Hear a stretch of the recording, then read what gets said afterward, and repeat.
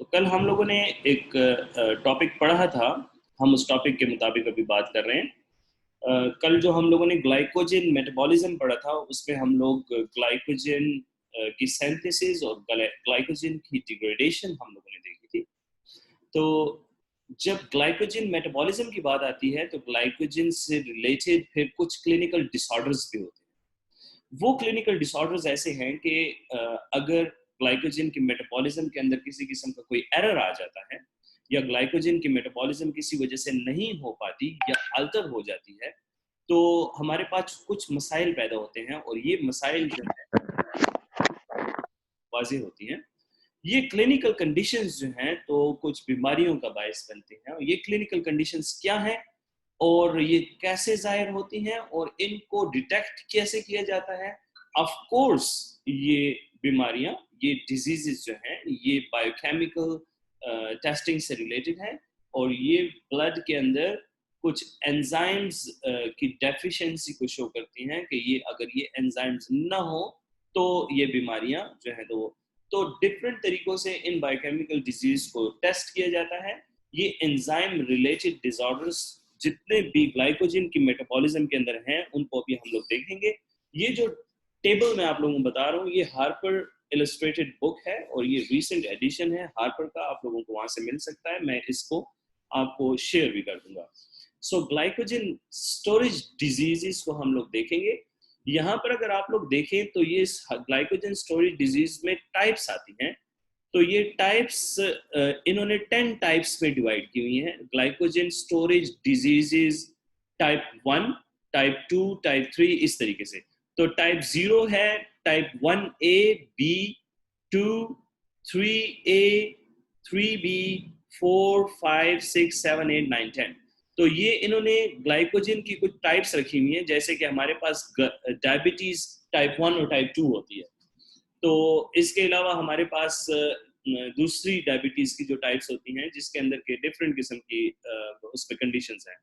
तो type 1 disease को हम लोग जुवेनाइल डायबिटीज कहते हैं। टाइप 2 डिजीज को हम लोग अलग से कैटेगराइज करते हैं। ठीक है, डायबिटीज इंसिपिडस के नाम से एक अलग कंडीशन होती है। तो हमारे पास यहाँ पर देखें ग्लाइकोजन स्टोरेज डिजीजेस के नाम से कुछ डिजीज हैं तो हम लोग इन्हें देख लेते हैं। Okay, let's start. तो पहली बीमारी हम लोगों ने जो देखने वाले हैं इसका नाम अभी तक नहीं रखा गया कि इसका नाम क्या है, लेकिन ये टाइप 0 में आती है। ठीक है, तो इसकी जो डेफिनेशन है ये काज होती है ग्लाइकोजन सिंथेज की वजह से। तो कल का अगर आप लोग लेक्चर निकाल के देखें कि ग्लाइकोजन सिंथेज कहाँ पे यूज होता था तो कोई बच्चा ऐसा है कि जो मुझे बता सके कि ग्लाइकोजन सिंथेज किस पॉइंट पे था और ग्लाइकोजन सिंथेज न होने की वजह से क्या होता था रिएक्शन में। जी sir. Glycogen synthase yes sir.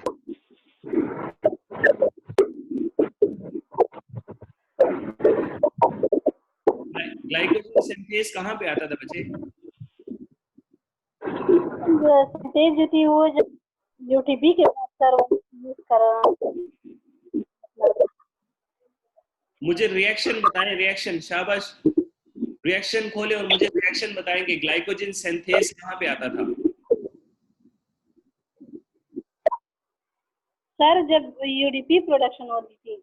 ये देखें ग्लाइकोजन सिंथेज, ये देखें ग्लाइकोजन सिंथेज कहाँ पे आ रहा था हमारे पास यूरिडिन फास्फेट से। जब 1,4 ग्लाइकोसाइड यूनिट बनता था तो इस जगह पे ग्लाइकोजन सिंथेज आता था।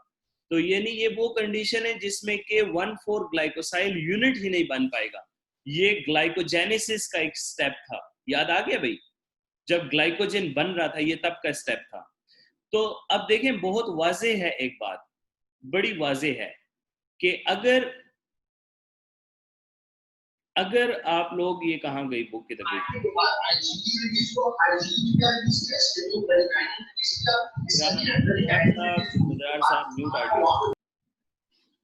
अच्छा, तो ये आप लोगों को अगर नजर आ रहा हो ये तो ग्लाइकोजन सिंथेज हमारे पास जो है इसके जो क्लिनिकल फीचर्स हैं वो क्या है? हाइपोग्लाइसीमिया, यानी शुगर का लो हो जाना, हाइपरकिटोनीमिया एंड अर्ली डेथ। तो जिन बच्चों के अंदर ग्लाइकोजन सिंथेज नहीं होता, उनका ग्लाइकोजन फॉर्मेशन नहीं हो पाता, जब ग्लाइकोजन फॉर्मेशन नहीं होगा तो बच्चा डेफिनेटली हाइपोग्लाइसीमिया के अंदर चला जाएगा, उसके अंदर हाइपरकीटोनीमिया भी हो जाएगा, यानी कीटोन बॉडीज जो है तो उसके ब्लड के अंदर ज्यादा होगी, हाइपर कीटोनीमिया, इमिया मीन कि ये ब्लड के अंदर है, और अर्ली डेथ हो जाएगी। तो देखें, ग्लाइकोजन की स्टोरेज डिजीज में जो पहली डेफिशिएंसी है वो ग्लाइकोजन सिंथेज की ना होने की वजह है। तो जिन बच्चों में ग्लाइकोजन सिंथेज नहीं होगा उनके क्लिनिकल फीचर्स ये होंगे। वॉन ग्रीक डिजीज जो है ये हम लोग देख चुके हैं, ग्लाइकोजन 6 फास्फेटेज की कमी। एंजाइम डेफिशिएंसी क्या है? Glycogen 6 phosphatase. आप लोगों को मालूम है, ये मैंने आप लोगों को पहले भी बता दिया था कि ग्लाइकोजन 6 फास्फेटेज कहाँ पे यूज होता है। तो अगर हम लोग दोबारा से इस रिएक्शन को देखना चाहें तो यहाँ पर देख लें, ग्लाइकोजन 6 फास्फेटेज कहाँ पे आ रहा था? यहाँ पे आ रहा था, ये देखें, ये है ग्लाइकोजन 6 फास्फेटेज, देखा? तो जब ग्लाइकोजन 6 फास्फेट से ग्लूकोज बन रहा था, कि कल हम लोगों ने देखा था ग्लाइकोजिनोलिसिस के बाद जो हमारे पास स्टेप आ रहा था, तो ग्लूकोज 6 फास्फेट से ग्लूकोज बनाने का अमल, तो यहाँ पे ग्लूकोज 6 फास्फेटेज जो है ना, इसकी कमी थी, जिसकी वजह से हमारे पास कौन सी बीमारी आएगी? वॉन ग्रीक डिजीज, ठीक है, ग्लूकोज 6 फास्फेटेज। देख रहे हैं, इसको कहते हैं टाइप 1A। असल में ये टाइप 1A की बीमारी है, ठीक है। इसके बाद इसके जो क्लिनिकल फीचर्स हैं वो मैंने आप लोगों को बताए थे, अगर आप लोगों को याद हो। हाइपर क्या था? हिपैटोमेगैली। हिपैटोमेगैली याद है ना, मैंने उस दिन आप लोगों को बताई थी कि glycogen accumulation in the liver and renal tubules, और रेनोमेगैली भी मैंने आप लोगों को बताई थी। इसमें लिवर भी अपने साइज से बढ़ जाएगा क्योंकि ग्लाइकोजन वहां पर एक्युमुलेट हो जाएगी, और रीनल ट्यूब्यूल सेल्स भी बढ़ जाएंगे, इनमें रीनोमेगैली भी होगी, हाइपोग्लाइसीमिया भी होगा, लैक्टिक एसिडीमिया भी होगा, कीटोसिस भी होगा, हाइपरलिपिडीमिया भी होगा। समझ आ गई? इसके बाद जो तीसरी बीमारी है उसका भी नाम नहीं है, इसको हम लोग 1B के नाम से, टाइप 1B, तो इस बीमारी को कहा जाता है glycogen storage disease type 1B। इसके अंदर कौन सी डेफिशिएंसी की कमी है? Endoplasmic reticulum glucose 6 phosphate transporter. Glucose 6 phosphate की जो ट्रांसपोर्ट हो रही होती है, उस ट्रांसपोर्टर एंजाइम की कमी की वजह से जो डिजीज पैदा होती है उसको हम लोग glycogen storage disease type 1B कहते हैं।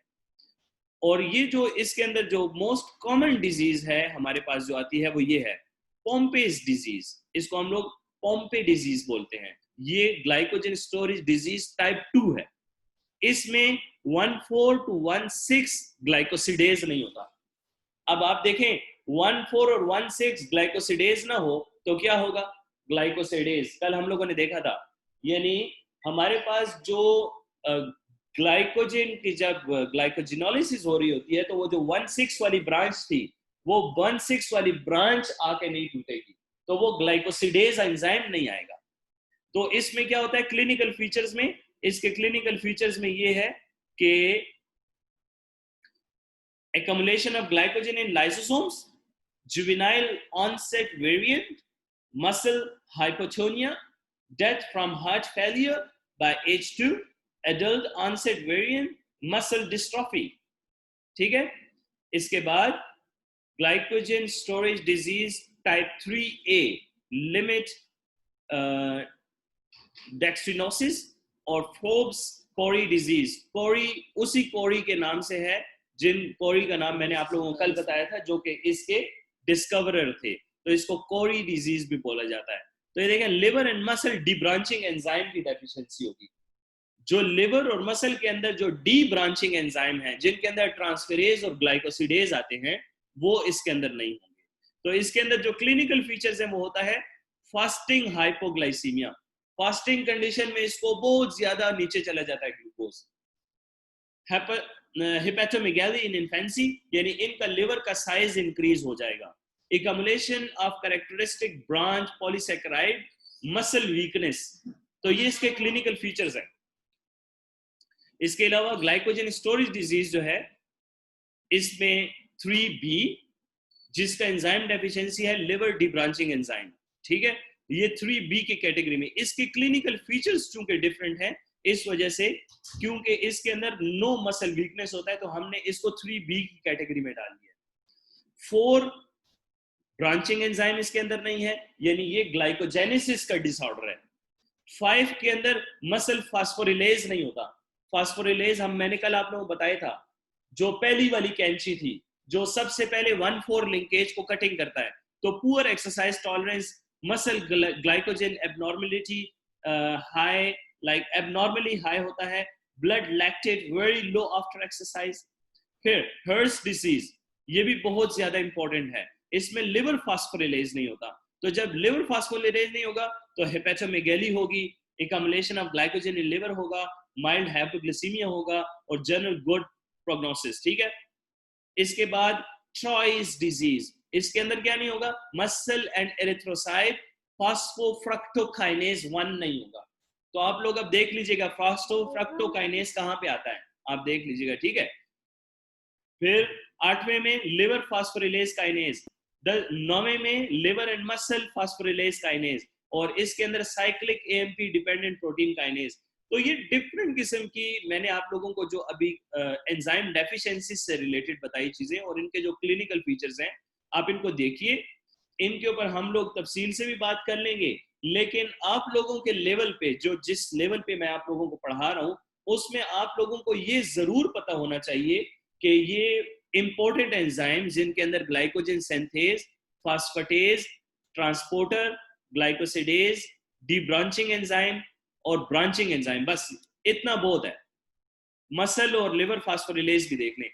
ये आप लोगों ने जरूर याद रखने हैं कि इन एंजाइम्स की कमी की वजह से बीमारियां भी काज होती हैं, और उन बीमारियों के कुछ क्लिनिकल फीचर्स हैं, इनको कैसे डिटेक्ट किया जाता है। कोई बच्चा आप लोगों के पास आए और उसको हेपेटोमेगैली हो, तो आप लोगों के ज़हन में ये होना चाहिए कि इसको पोम्पेस डिजीज भी हो सकती है। तो अगर कोई बंदा, कोई बच्चा हेपेटोमेगैली की वजह से आ रहा है या रिनोमेगैली की वजह से आ रहा है, तो उसको मजीद इन एंजाइम्स की डेफिशिएंसी डिसऑर्डर के लिए क्लिनिकली टेस्ट किया जाएगा। समझ आ गई बात की? तो होप कि आज का लेक्चर आप लोगों को एक नया एक इसने वो दिया होगा, इनसाइट दी होगी कि बायोकेमिस्ट्री जो है वो असल में पैथोलॉजिकल, फिजियोलॉजिकल, एनाटॉमिकल, ये सारे रिलेशनशिप बायोकेमिस्ट्री की वजह से ही होते हैं।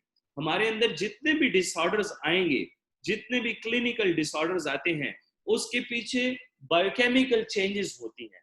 जैसे कि आप लोग अगर किसी डॉक्टर के पास जाते हैं और वो आपको सबसे पहले क्या लिख कर देता है, sugar test, blood glucose level, ठीक है, आपको लिपिड प्रोफाइल लिख कर देता है, ट्राइग्लिसराइड उसके अंदर होता है, कोलेस्ट्रॉल होता है, हाई डेंसिटी लिपोप्रोटीन होती है, लो डेंसिटी लिपोप्रोटीन होती है, वेरी लो डेंसिटी लिपोप्रोटीन होती है, सब के सब बायोकेमिस्ट्री से रिलेटेड है। यूरिन का टेस्ट आपको लिख कर देता है, यूरिन आ रही तो उसके अंदर आप लोग देखते हैं कि भाई इसके अंदर बिलिरुबिन लेवल कितना है, इसकी पीएच कितनी है, इसमें ग्लूकोज आ रहा है कि नहीं आ रहा, इसमें प्रोटीन आ रहा है कि नहीं आ रहा। So these are all traces. ये सारे ट्रेसेस आपको एक क्लू देते हैं कि ये कौन सी डेफिशिएंसी है और इसको कौन सी बीमारी हो सकती है। So without biochemistry a doctor can never diagnose the disease. So here I have shown you a chart that if these type of enzymes are deficient in your body, it may have these clinical features, so you can correlate those patients with these existing diseases. ठीक हो गई बात? So I hope कि आप लोगों ने ये short lecture पसंद किया होगा और सीखने का मौका मिला होगा। अगर किसी को इसमें कोई क्वेश्चन हो तो अभी कर सकते हैं, और अगर न हो तो उसमें हम लोग नेक्स्ट लेक्चर में भी देख लेंगे। शुएब डेंटिस्ट का एक सवाल है कि सर रिनोमेगैली, और शुएब रिनोमेगैली के स्पेलिंग भी आप देख लें, ये आपने गलत लिखे हुए हैं, ठीक है, के लिए कौन सा टेस्ट होता है? रिनोमेगैली के लिए अल्ट्रासाउंड होता है। रिनोमेगैली का मतलब ये है कि किडनी की ट्यूब्यूल्स का अपने साइज से बढ़ जाना, सूज जाना, मोटा हो जाना, मेगैली बोलते हैं सूजने को। तो अल्ट्रासाउंड किया जाता है, अल्ट्रासाउंड में नापा जाता है कि किडनी का ओरिजिनल साइज क्या होता है, और अगर वो ओरिजिनल साइज से थोड़ा सा भी किडनी बड़ी हो तो उसको हम लोग कहते हैं रीनोमेगैली। वो रीनोमेगैली किसे कहते हैं?